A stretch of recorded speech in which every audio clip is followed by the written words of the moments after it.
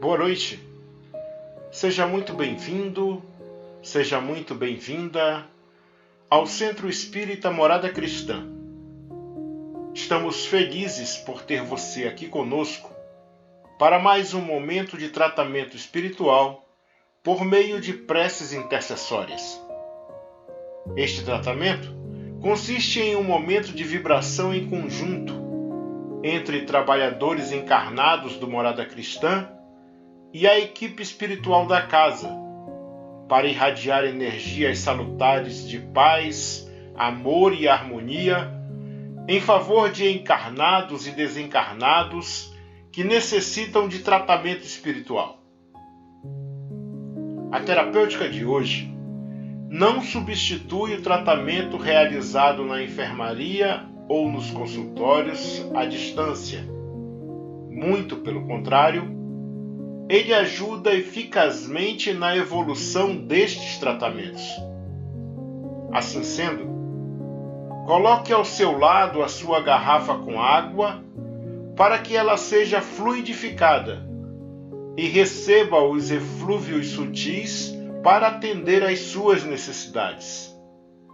Hoje, vamos iniciar nosso tratamento com a leitura do capítulo 2 do livro Boa Nova, de Chico Xavier, pelo espírito Humberto de Campos, cujo título é Jesus e o Precursor. Após a famosa apresentação de Jesus aos doutores do Templo de Jerusalém, Maria recebeu a visita de Isabel e de seu filho em sua casinha pobre de Nazaré.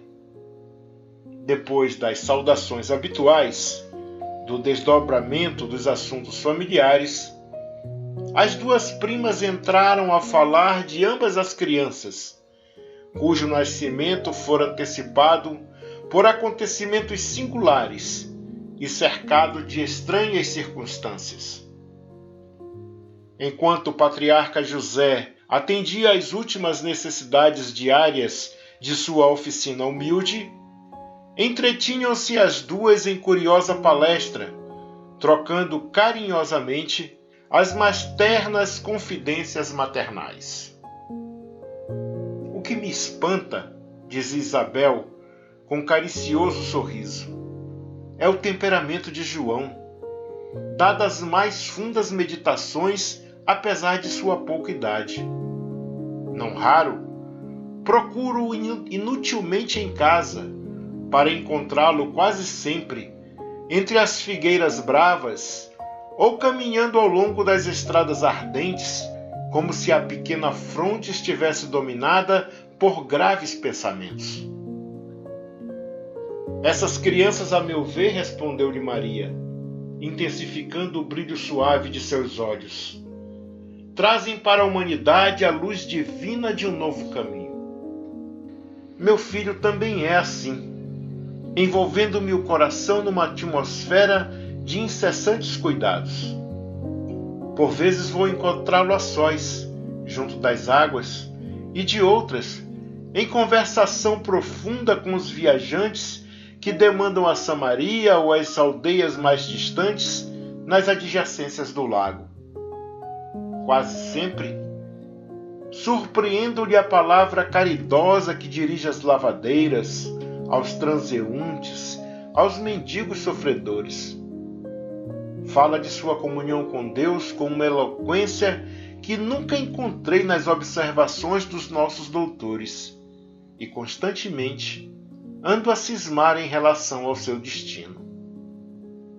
Apesar de todos os valores da crença, murmurou Isabel convicta, nós, as mães, temos sempre o espírito abalado por injustificáveis receios.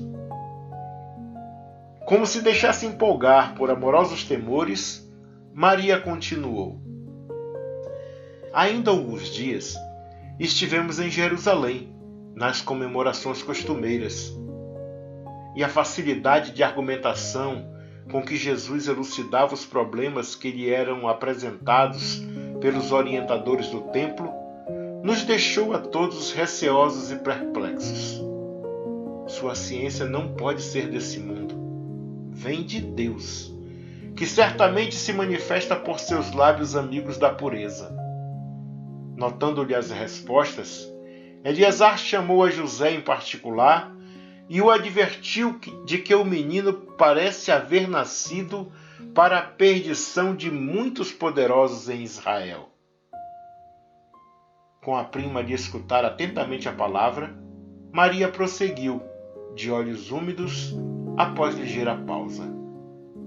Ciente desse aviso, procurei Eliasar, a fim de interceder por Jesus junto de suas valiosas relações com as autoridades do templo. Pensei na sua infância desprotegida e receio pelo seu futuro. Eliasar prometeu interessar-se pela sua sorte. Todavia, de regresso a Nazaré, experimentei singular multiplicação dos meus temores. Conversei com José mais detidamente acerca do pequeno, preocupada com o seu preparo conveniente para a vida. Entretanto, no dia que se seguiu às nossas íntimas confabulações, Jesus se aproximou de mim pela manhã e me interpelou. Mãe, que queres tu de mim? Acaso não tenho testemunhado a minha comunhão com o Pai que está no céu? Altamente surpreendida com a sua pergunta, respondi-lhe hesitante. Tenho cuidado por ti, meu filho. Reconheço que necessitas de um preparo melhor para a vida. Mas como se estivesse em pleno conhecimento do que se passava em meu íntimo, ponderou ele. Mãe, toda preparação útil e generosa no mundo é preciosa. Entretanto, eu já estou com Deus. Meu Pai, porém, deseja de nós toda exemplificação que seja boa, e eu escolherei, desse modo, a escola melhor.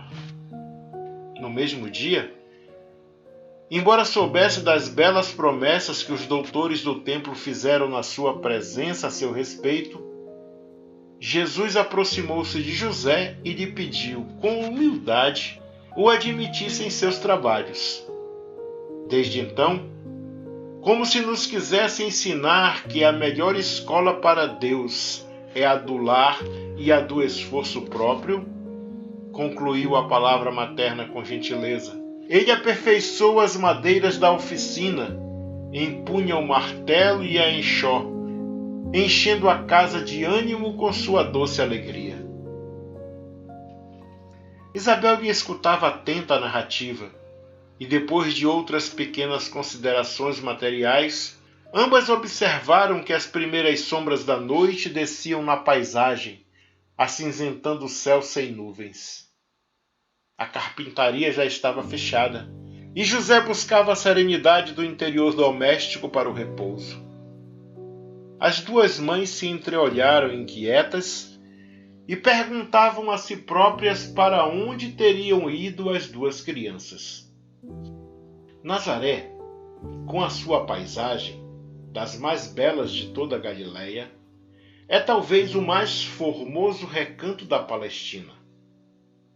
Suas ruas humildes e pedregosas, suas casas pequeninas, suas lojas singulares, se agrupam numa ampla concavidade em cima das montanhas ao norte do Esdrelon. Seus horizontes são estreitos e sem interesse. Contudo, os que subam um pouco além, até onde se localizam as casinholas mais elevadas, encontrarão para o olhar assombrado as mais formosas perspectivas. O céu parece alongar-se, cobrindo o conjunto maravilhoso numa dilatação infinita. Maria e Isabel avistaram seus filhos lado a lado, sobre uma eminência banhada pelos derradeiros raios vespertinos. De longe, parecia-lhes que os cabelos de Jesus esvoaçavam ao sopro caricioso das brisas do alto. Seu pequeno indicador mostrava a João as paisagens que se multiplicavam à distância, como um grande general que desse a conhecer os detalhes de seus planos a um soldado de confiança. Ante seus olhos surgiam as montanhas de Sarnaria, o cume de Magedo, as eminências de Gelber, a figura esbelta do Tabor, onde mais tarde ficaria inesquecível o instante da transfiguração, o vale do rio sagrado do cristianismo, os cumes de Safé, o golfo de Calfa, o elevado cenário do Pereu, num soberbo conjunto de montes e vales ao lado das águas cristalinas. Quem poderia saber qual a conversação solitária que se travara entre ambos? Distanciados no tempo, devemos presumir que fosse na Terra a primeira combinação entre o amor e a verdade para a conquista do mundo. Sabemos, porém, que na manhã imediata, em partindo o precursor na carinhosa companhia de sua mãe, perguntou Isabel a Jesus com gracioso interesse: "Não queres vir conosco?" Ao que o pequeno carpinteiro de Nazaré respondeu, profeticamente, com inflexão de profunda bondade: "João partirá primeiro." Transcorridos alguns anos, vamos encontrar o João Batista na sua gloriosa tarefa de preparação do caminho à verdade, precedendo o trabalho divino do amor que o mundo conheceria em Jesus Cristo. João, de fato, partiu primeiro, a fim de executar as operações iniciais para a grandiosa conquista. Vestido de peles e alimentando-se de mel selvagem, esclarecendo com energia e deixando-se degolar em testemunho à verdade, ele precedeu a lição da misericórdia e da bondade. O mestre dos mestres quis colocar a figura franca e áspera do seu profeta no início de seus gloriosos ensinos, e por isso encontramos em João Batista um dos mais belos de todos os símbolos imortais do cristianismo. Salomé representa a futilidade do mundo. Herodes e sua mulher, o convencionalismo político e o interesse particular. João era a verdade, e a verdade, na sua tarefa de aperfeiçoamento, dilacera e magoa, deixando-se levar aos sacrifícios extremos. Como a dor que precede as poderosas manifestações da luz no íntimo dos corações, ela recebe o bloco de mármore bruto e lhe trabalha as asperezas para que a obra do amor surja em sua pureza divina.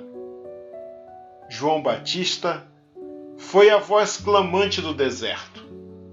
Operário da primeira hora, é ele o símbolo rude da verdade que arranca as mais fortes raízes do mundo para que o reino de Deus prevaleça nos corações. Exprimindo a rígida disciplina que antecede a espontaneidade do amor, a luta para que se desfaçam as sombras do caminho, João é o primeiro sinal do cristão ativo, em guerra com as próprias imperfeições do seu mundo interior, a fim de estabelecer em si mesmo o santuário de sua realização com o Cristo. Foi por essa razão que dele disse Jesus: "Dos nascidos de mulher, João Batista é o maior de todos." Que assim seja.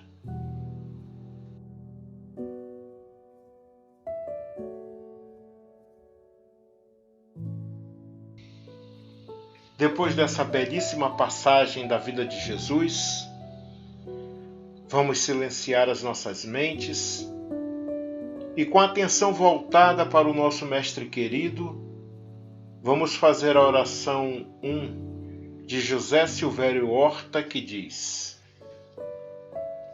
Pai nosso que estás nos céus, na luz dos sóis infinitos, Pai de todos os aflitos, deste mundo de escarcéus. Santificado, Senhor, seja o teu nome sublime, que em todo o universo exprime concórdia, ternura e amor.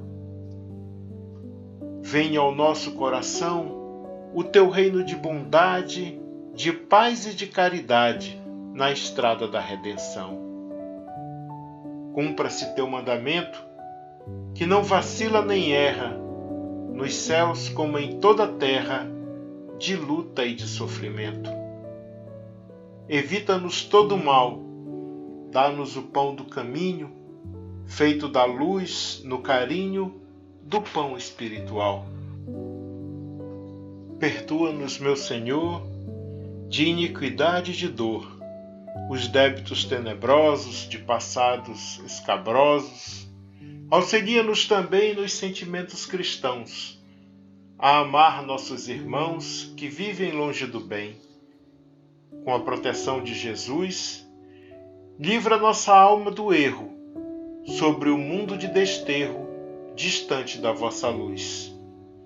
Que vossa ideal igreja seja o altar da caridade, onde se faça a vontade de vosso amor. Que assim seja.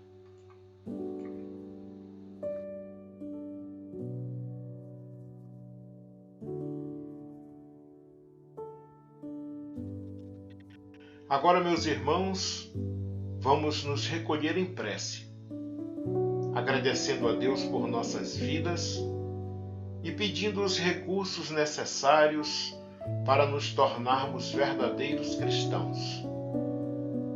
A partir de agora, você que está nos ouvindo deverá fazer suas preces em seu favor, em favor de sua família e em favor de todos aqueles que você se comprometeu em auxiliar com suas preces e vibrações positivas.